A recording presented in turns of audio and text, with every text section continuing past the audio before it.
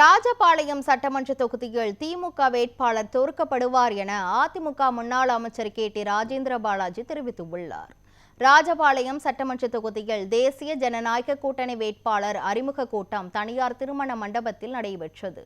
இந்த கூட்டத்தில் தமிழக மக்கள் முன்னேற்றக் கழக வேட்பாளர் பிரசிலா பாண்டியனை அறிமுகப்படுத்திய அதிமுக முன்னாள் அமைச்சர் கே.டி. ராஜேந்திர பாலாஜி, இந்த தேர்தலில் வெற்றி பெறப்போவது பிரசிலா பாண்டியன் தான் என்றும் திமுக வேட்பாளர் தோல்வியடைவார் எனவும் தெரிவித்தார். மேலும் பிரசிலா பாண்டியன் தன்னம்பிக்கை மிக்க வேட்பாளர் என்றும் அனைத்து சமுதாயங்களின் பிரதிநிதியாகவும் அவர் செயல்படுவார் என்றும் கூறினார். திமுக வேட்பாளர் மீது பல்வேறு குற்றச்சாட்டுகளை முன்வைத்த அவர், ராஜபாளையம் தொகுதியில் கடந்த 10 ஆண்டுகளில் எந்த முன்னேற்றமும் இல்லை என்று குற்றம் சாட்டினார்.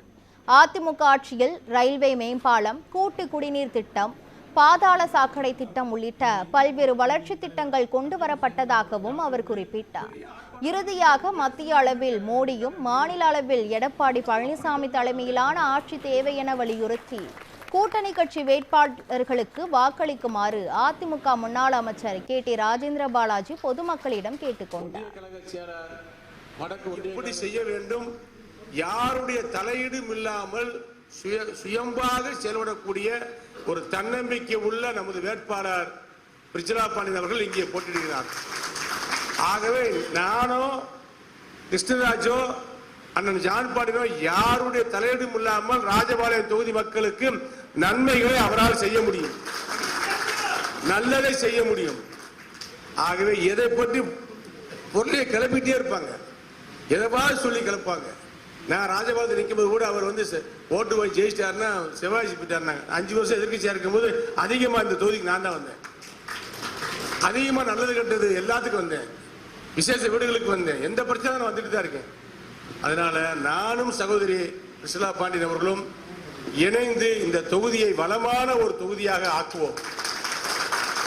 அவர் சுயம்பாக செயல்படுவார், எல்லா சமுதாயத்தினுடைய பிரதிநிதியாக நிச்சயமாக அவர் இருப்பார், அதில் எந்த சந்தேகமும் கிடையாது. அவர் உண்மையிலேயே ஒரு புரட்சி தலைவர் எம்ஜிஆருடைய ரசிகர், அம்மாவுடைய ரசிகர். அவருடைய பேச்சிலும் தெரிகிறது, அம்மாவின் மீதும் தலைவர் மீதும் எம்ஜிஆர் மீதும் அதிமுக நண்பர்கள் மீதும் தொண்டர்கள் மீதும் ஒரு பாசம் கொண்டவர்.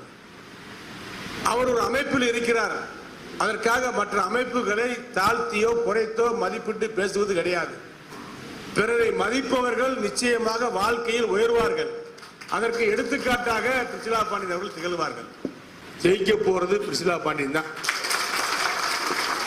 என்ன கணக்கு போட்டாலும் திமுக வேட்பாளர் கேவலமாக தோத்து போவார்.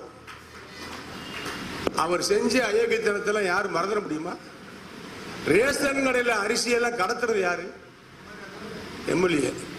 ரேஷன் கடையில் தோரம் பொறுப்பு இல்லாம ராஜபாளையம் தொகுதியிலேயே தோரம் பொறுப்பு இல்லை, மண்ணெண்ணெய் இல்லை, அரிசி இல்லை.